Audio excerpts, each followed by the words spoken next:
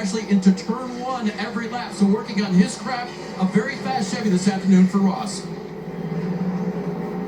lap or two earlier than expected with 4 to go. You normally see 3 to go.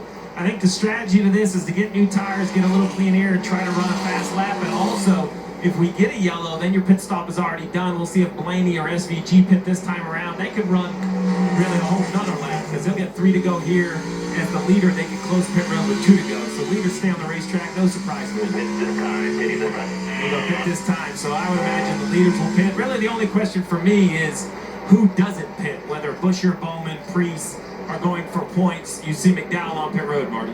With the first pit stall on pit road, McDowell hits for some changes here. He said the car was a little bit lazy on the turn and too free on exit. Kyle Busch, you saw him go a little bit long in his pit stall. They had to back him up just a little bit. He said really good to the S's, but he struggles on the bus stop, especially on the exit of the bus stop. And boy, Kyle Busch, good thing this is under caution. They're going to lose a lot of track position here with that pit stop.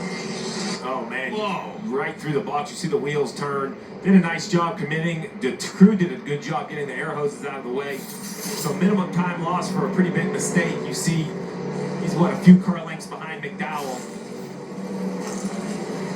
Just gonna have to let the whole thing blend to see what he really gives up. Well, there's one right there. There's Bell. Here comes Byron. And as we saw over the opening 16 laps, just how hard it is to pass today here at the Glen. So any positions that you give up on pit road, it's going to be extra hard to get them back on the track. Leader should be on pit road this time. There they are, Blaney, SVG right to the rear bumper, making up as much time as possible. Now it's a battle of pit crews, Marty. SVG described the balance as, quote, decent speed. He said he gets close to the 12, but he just loses all of his grip, but he feels like overall he is better than the 12. We'll see if the pit crews make up that time.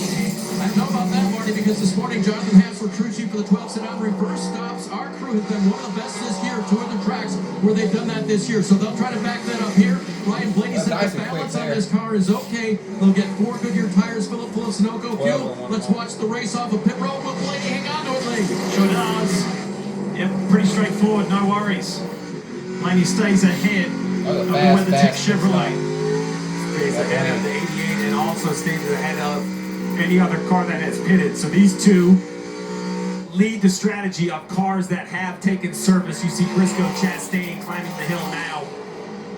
That hands the lead in the race. No shock to me of who decided to stay on the racetrack. The 17 of Buscher, the 48 of Bowman, the 60 of Priest. Basically all the drivers in the playoff conversation. Also, the 9 of Chase Elliott. I believe that is purely a points battle for the regular season championship.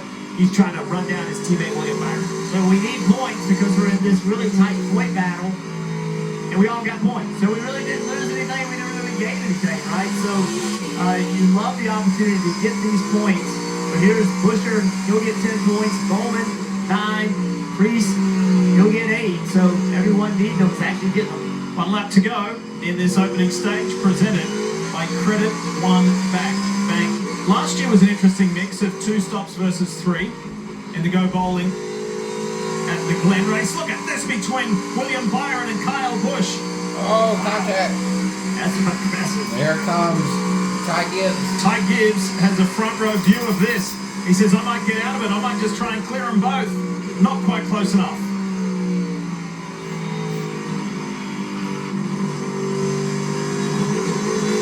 Last cars. 1 lap. This is wild heading up into the S's. It's a lot more serene for Chris Buscher. Out of turn 5, regular line over the other side of the strip, and heading towards turn 6.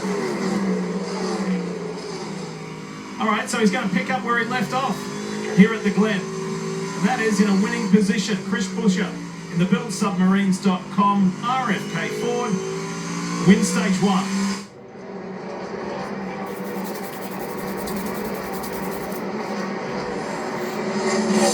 Alex Bowman and Ryan Priest follow him across the line, as Jeff and Steve mentioned, for those much-needed points.